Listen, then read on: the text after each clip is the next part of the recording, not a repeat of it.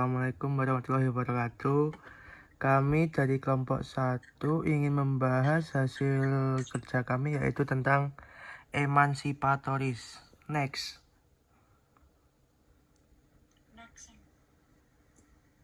Nah, anggota kelompok kami yaitu yang pertama ada Kaya Maura, ada Hanin, ada Faisan Matori, dan Aprilia Haninda. Next. Latar belakang. Ketimpangan sosial, korupsi, dan pelanggaran HAM masih menjadi masalah serius di Indonesia. Kelompok rentan seperti petani, buruh, dan masyarakat adat sering tidak mendapatkan perlindungan hukum yang adil. Negara bahkan kerap menjadi pelaku atau membiarkan ketidakadilan terjadi, seperti perampasan lahan dan kriminalisasi aktivis.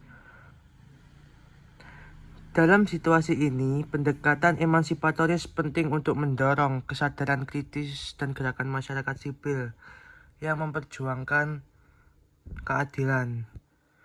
Jaringan Solidaritas Indonesia atau juga disebut JSI mencatat lebih dari 190 kasus pelanggaran hak sipil yang tidak terselesaikan secara adil, menandakan perlunya strategi pembahasan yang lebih kuat dan kolektif. Next. Pendekatan emansipatoris tidak hanya menolak ketidakadilan, tetapi juga membangun solidaritas lintas kelompok dan mendorong partisipasi warga dalam proses perubahan sosial. Organisasi seperti ICW, Kontras, Lokataru, hingga JSI menjadi contoh nyata aktor-aktor yang menggunakan pendekatan ini untuk memperjuangkan hak-hak masyarakat.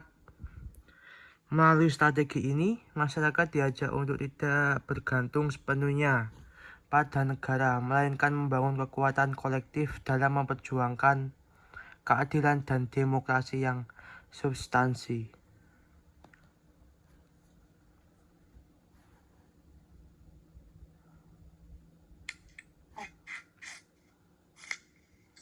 Lalu, definisi dan karakteristik pendekatan emansipatoris. Pendekatan emansipatoris berasal dari kata emansipasi yang berarti kebebasan dari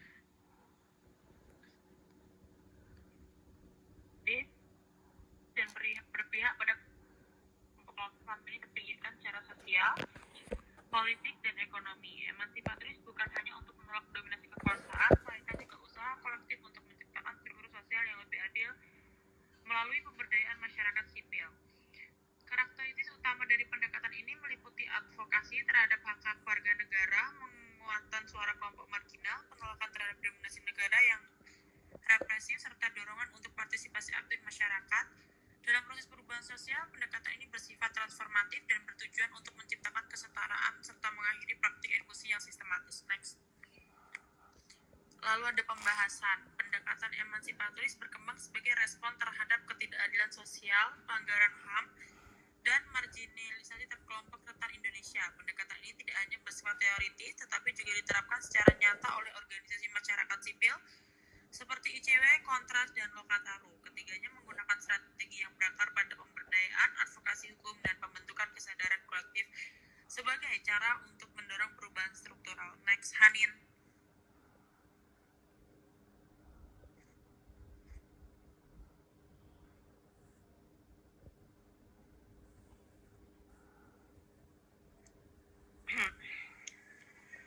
Pembahasan. Implementasi pendekatan emansipatoris. ICW fokus pada isu korupsi dan transportasi anggaran negara. Mereka mengedukasi publik dan mendorong partisipasi warga dalam mengawasi kebijakan.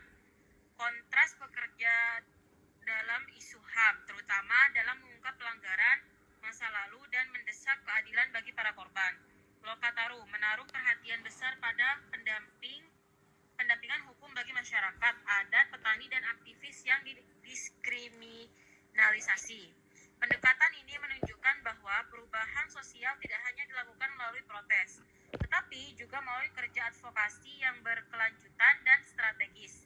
Emansipasi di sini berarti membebaskan masyarakat dari ketakutan, dominasi, dan ketidakadilan dengan membangun kesadaran dan kekuatan dari bawah. Next. Studi kasus. Penolakan UU Cipta Kerja oleh Serikat Buruh. Masalah UU Cipta Kerja yang disahkan tahun 2020 dan direvisi tahun 2023 dianggap merugikan banyak pihak, terutama buruh dan pekerja sektor informal. Beberapa poin kontroversial: menghapus pesangon dan pelindung kerja yang sebelumnya dijamin UU Ketenagakerjaan, mempermudah PHK sepihak, fleksibilitas jam kerja yang bisa dieksploitasi, kurangnya partisipasi publik dalam proses penyusunan UU. Next.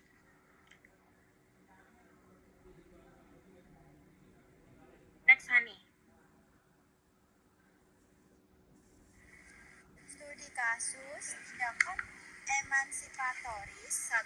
Aksi protes nasional oleh serikat buruh dan mahasiswa. Dan yang kedua, bantuan hukum oleh LBH Jakarta untuk buruh dan aktivitas ditangkap.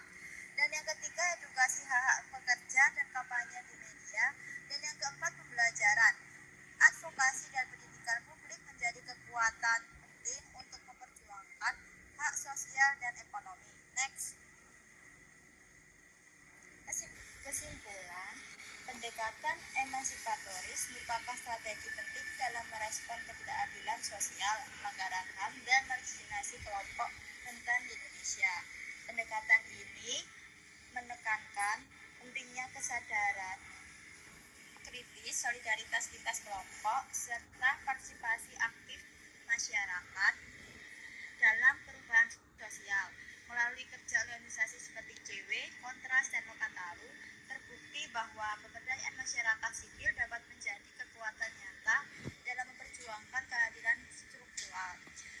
Studi kasus penolakan Undang-Undang Cipta Kerja menunjukkan bahwa advokasi publik, edukasi hak pekerja, serta pendampingan hukum dapat menjadi bentuk nyata tindakan emansipatoris. Oleh karena itu, penting bagi masyarakat untuk tidak hanya mengandalkan negara, tapi juga membangun kekuatan kolektif demi mewujudkan demokrasi yang lebih adil dan substansial.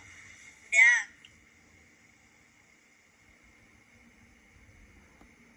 Oke, sekian presentasi dari kelompok kami. Terima kasih. Wassalamualaikum warahmatullahi wabarakatuh.